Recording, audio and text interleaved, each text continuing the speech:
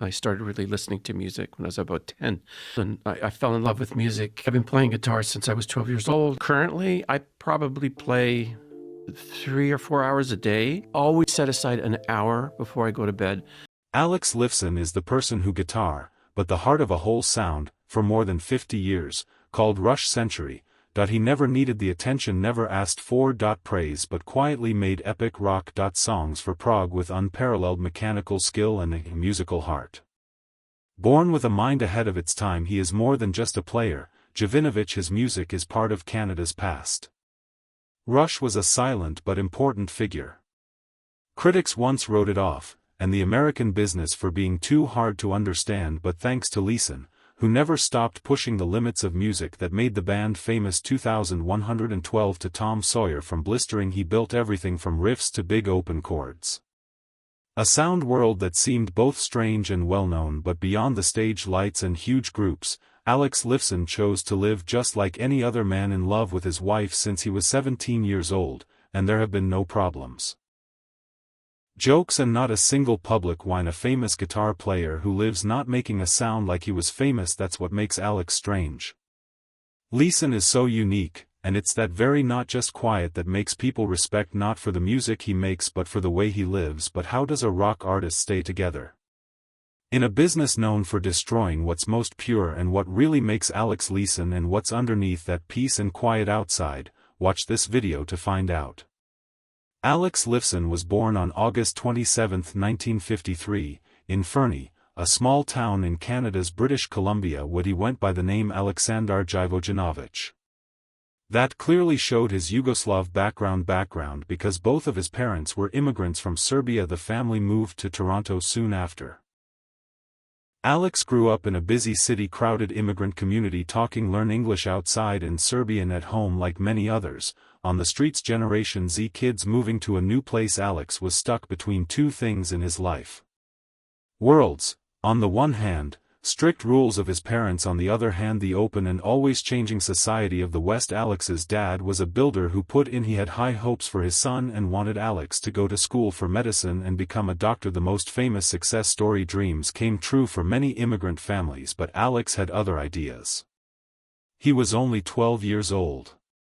He became interested in he played guitar and spent most of his time teaching himself how to play the piano. Listen to the Beatles, The Who, and Cream. Music wasn't just fun, it was where he found a place to stay, freedom from strict rules forced on a child by family and society, whose family came from immigration. At St. Patrick's while in high school, Alex met another outcast. As the son of Holocaust survivors, Geddy Lee, they became close quickly through music and felt like they didn't quite belong to the people and places they knew. Their friendship didn't happen by chance, it was a deep link between two young souls weighed down by family expectations, but they want to live their own lives. Even though his father strongly opposed it, Alex kept trying to make music. At age 17, he made a choice that he quit because he was thought to be careless.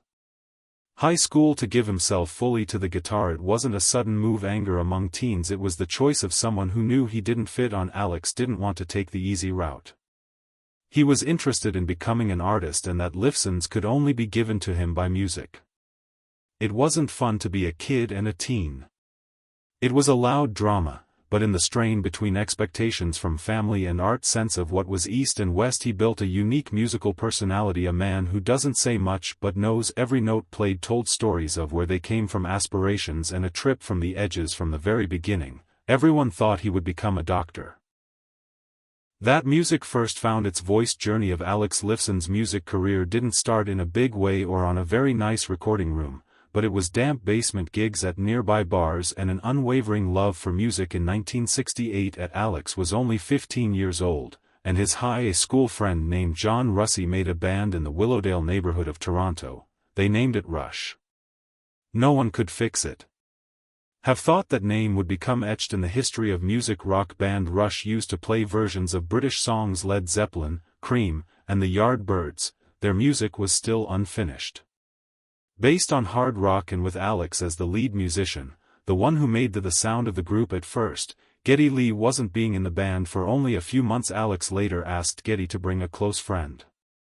He used to play with to fill in for Jeff Jones as bassist and lead singer. It was a quiet but important choice was made. The heart of Rush was now set in stone for good. The band had a hard time in the early 1970s to get a foothold by playing at fairs. They are coffee shops and high school gyms. Brought their own gear and booked their own displays and worked with no help from the record. Most people think of a Canadian band playing music that was too hard to understand and not radio-friendly. Didn't seem like it was worth the investment, but Alex was firm and deeply felt. Never gave up. He continued to practice without stopping, try out new sound ideas, and slowly shaped a guitar style that was built up, stacked, and clearly his own. In 1974, not long after the release of John Rush's self-titled first album since he was sick, Rutsey quit the band. That's when Neil Peart, a brain and incredibly driven drummer, joined the group. When Peart arrived, it ended an ideal trio. Peart became the Getty, the philosophical mind, the heart of juggling, and Alex the hands that made sound come alive. From that time, Alex Lifson made his job bigger, more than a musician, to become a creator of sound. He came up with delay effects, open chords, and tried new things. Played on instruments like the mandolin, catchy songs, and even synth albums like Fly at Night 1975, Caress of Steel 1975, and many more. 2112:1976 proved that Rush wasn't want to keep up with trends, and Lifson as the band's sound engineer leader was important to that. Brave, there was no chart for the change. Top hits that don't have big label support and not a lot of flashy ads, but Rush. Alex Lifson's unwavering devotion and the hard work that his friends in the band made a totally base in music. It was music that didn't try to please everyone, but they finally had to pay attention. That's how Alex Lifson started, not with a bang, but with a strong persistence and success. In your career there were no rush of #1 hits on TV performances, there were no scandals to keep up with the times, but Alex Lifson, the artist who always stood up, built one of the most rock jobs that last and are their own history. He wasn't in Rush's world the voice or the boss, but he was the anchor who kept the song in the real world between two extremes. Ideas. After Neil Peart joined Rush in 1974, Lee Peart, and right away moved away from. They played standard hard rock, and also a more dangerous area for progressives. Rock was a style that called for complex musical skills. For a long time, compositions had many levels of meaning, and most especially, it went against business standards. For it was a quick way for many bands to a loss in business, but for Rush and for Lifson, it was the way to endless being creative. The 2112 album was born in 1976 under Mercury Records put pressure on them to cut down on the weird stuff and write more easy to understand music, but the band refused. They turned around and went the other way. The record starts with a 20-minute suite about a terrible world where music is not allowed, an identity taken away with. In his Gibson, the suite was filled with ES-355 Lifson riffs that made me feel proud, and solos from movies that cut through authoritarianism like a knife. Alex 2112 could have stayed just a dry literary idea. With him it became an loud musical statement. Its unsurprising win not only saved it proved a new fact that Rush didn't know. We need the market to stay alive. The market, they would have to come to them. Rush had reached its golden age at this point. Over the next 30 years, they put out a group of songs that are now works of modern prog rock art. A Goodbye to King's Hemispheres for Good Photos and Waves That Send Power. Lifson had holes in every recording, worked as a go-between for Too Far, Geddy Lee's synths and Neil Peart's music and computer soundscapes. Lots of metaphors in the words between those. Lifson made room by building two tall walls through the guitar, while many of his friends leaned into for precise showmanship. Lifson picked he took each solo in a different direction. A short story that makes you feel a lot in to make Limelight. He used delayed chords to say how you feel about being trapped by fame in the style of radio. He changed from heavy riffs to a Jamaican beat as a joke. Review of the music. Levia Strangato comes from a nearly 10-minute acoustic piece that he painted a strange dream world without saying a one word. His greatness wasn't in speed, but in setting the mood, something that not many players can do well. Rush's progress wasn't due to the media hype. They didn't show up on TV very often. PR firms and wouldn't play the radio game, but through hard work and an ever-moving sound, they made a fiercely loyal fans around the world, fans who bought tickets, music, and went with them for many years. Rush was a big deal in Canada. Despite being a national prize in the US being forgotten by the radio, they regularly big venues were sold out, and in Europe were called the Thinkers Band. One that didn't offer hits but an experience. These were the best years for Alex Lifeson. Also a time for quiet new ideas. There are electric and acoustic guitars plus bouzouki, mandolins, and pedal synths. His backstage job was to play MIDI guitars and most careful member, always checking, setting up his own amps and sounds, adjusting his impact. Even though he was a legend, no one was ever allowed to set up his gear, for him none of Lifeson's solo albums became big hits, but he kept playing. Every one of Rush's 20 studio songs from 1974 to 2012, a rare show of consistency in the world of rock. In 2013, Rush was finally admitted. Long enough to get into the Rock and Roll Hall of Fame, past due but worth it, and when Lifeson took the stage to speak, he didn't say anything from the heart. Speech, he just said the same words over and over. Blah blah for more than 3 minutes each time in a different tone, making fun of the very system that had forgotten them for a long time. That was his style, quiet but deep. Need a lot of words to say a big thing. You can't measure Alex Lifeson's success by prizes or chart spots. It has to be seen in the respect he gets from the next group of artists, in the sounds that are still resonating through millions of headphones, and the way he lied about music but never lied about himself. That's a success. Not just success enough to be called forever personal. Living in a world where rock stars are known for incidents involving wild lifestyles, for Alex Lifeson stands for broken marriages and only once in a while, no relationships, no mess. Divorces, but doesn't abuse drugs. Instead, he picked a life based on security and strong family ties, something almost never seen before for an artist who played a huge number of shows all over the world. Alex met Charlene more than 40 years ago. His sweetheart from high school when they were both teenagers in Toronto. In love when he was just starting to play music in dirty practice spaces with just a guitar, and a strange dream of making it in music in 1975, just as Rush was beginning to catch on in the market in the US. That Charlene and Alex got married quietly and without a lot of fuss. Since then, they've been together for almost 50 years of riding out the ups and downs. Goes up and down with fame and a show dates can bring to any relationship. They have 2 kids in the end, Justin and Adrian. Justin followed in the path of his father and explored music by putting together a band and working on his own projects. Alex always he helped his son but never forced him stress or expectations. That was something he learned from his childhood, where his dad had hoped he would grow up. He wants to become a doctor.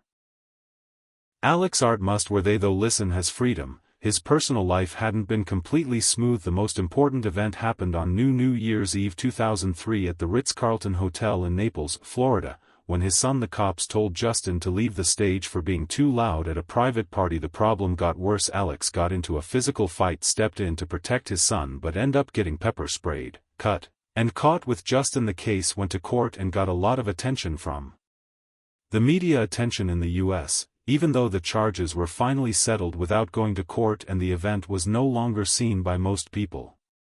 It's still a flaw in what has, apart from that, a very quiet life from a different point of view. It also shows Lifeson's character, calm and kind, but fiercely guarding. His Lifeson has a family life besides music.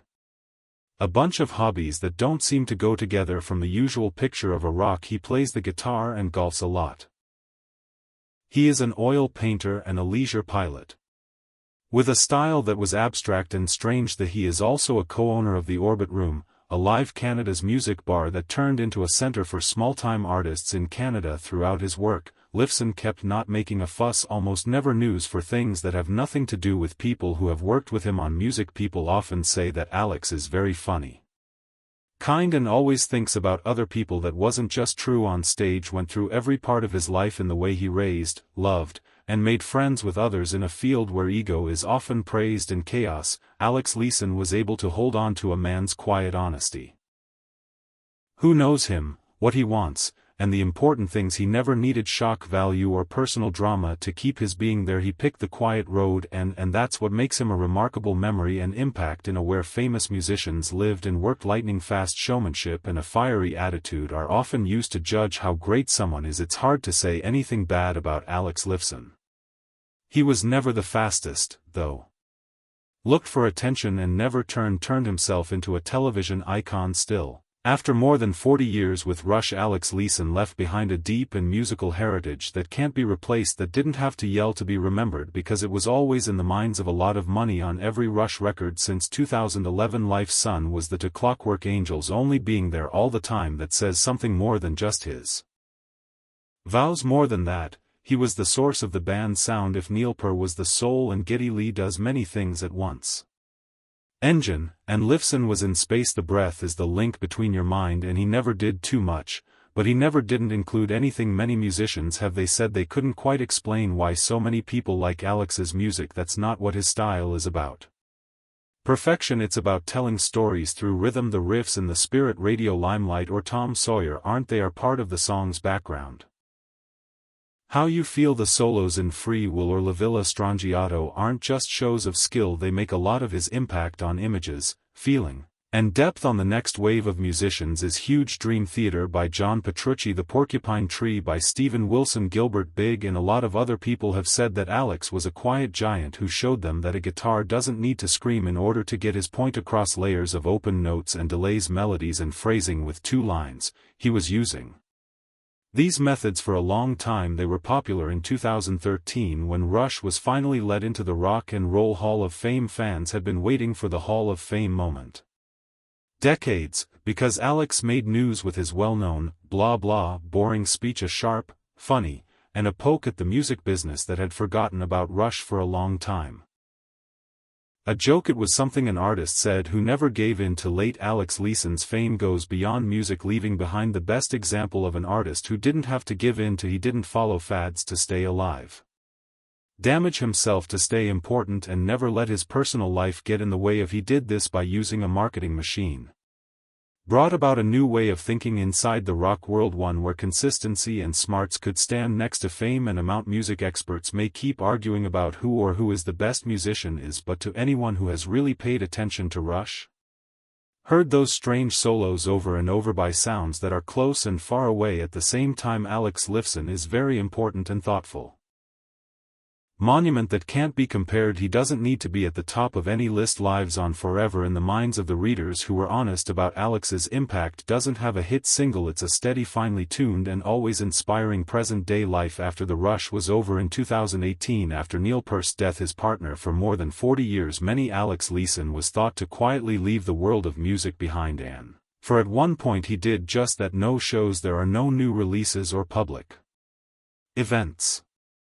But it wasn't the end. It was someone who needs to be alone for a while, who had spent their whole lives in sound, has to learn how to live now without a piece of his music soul. In the years after Neil's, Alex spent most of his time on throwing from family to hobbies and to himself, something he didn't have very often chance to do during Rush's tough years. He painted more and took his wife, read books and played golf.